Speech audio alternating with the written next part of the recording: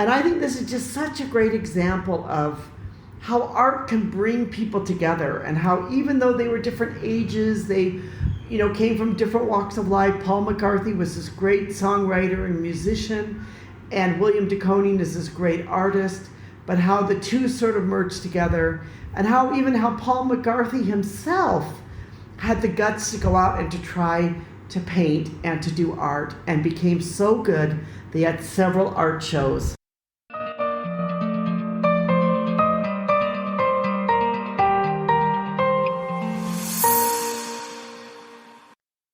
Hi, this is Anita from 5 Minutes with Art, where in 5 minutes we tell you something interesting about art.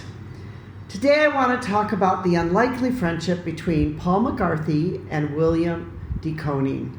Now, those of you, of course, know Paul McCartney was one of the Beatles, and he is known to be a songwriter and a singer.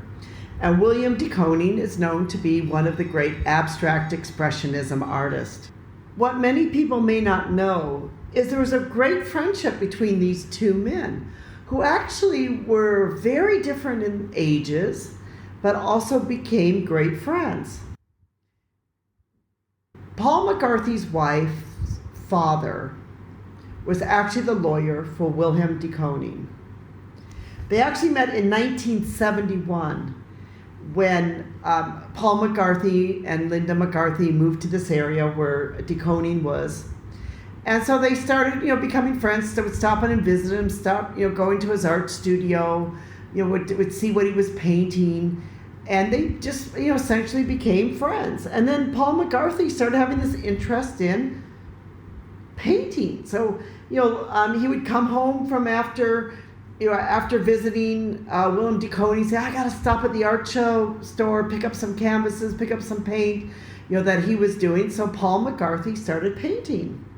And actually, Paul McCartney, by his own right, became quite a good painter. In his own words, he said, I was lucky enough to know Willem de Kooning because Linda's father, Lee Eastman Sr., was his lawyer. We would visit his studio in Springs, Long Island, and admire his work in progress. I once asked him which one of his abstract pictures was, and he said he didn't know, and he thought it was open to my interpretation. I thought it looked like a purple mountain. He thought it looked like a couch. The point was that his paintings was more to do with composition, color, and style rather than anything of significant meaning. Once he said this, it was a great inspiration to me to start painting, where, as in the past, I would have been too embarrassed to even buy a canvas and paints.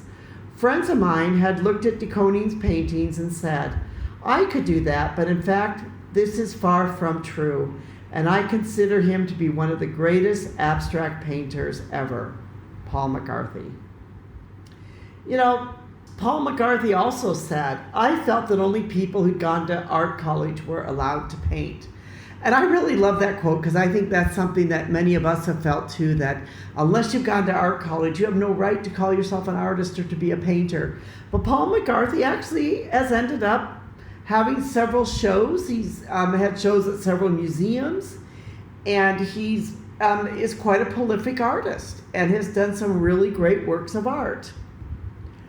And his works of art are very much inspired upon what Willem de Kooning has done, because he said, you have to paint abstract after you've been seeing Bill. He used to call him Bill, Willem de Kooning.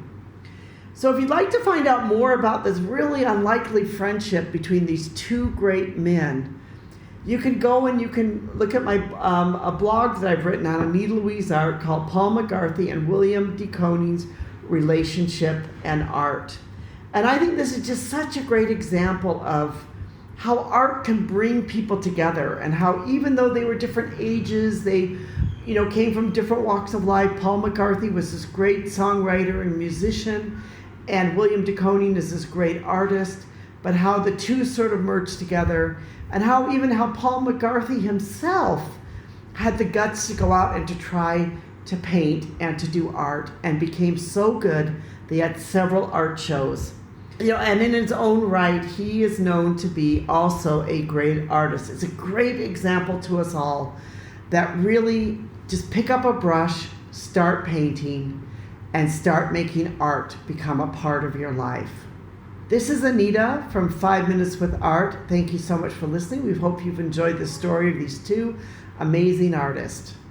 We hope that you'll follow us and listen to more of our podcasts. If you have any questions, let us know. Thank you so much for listening.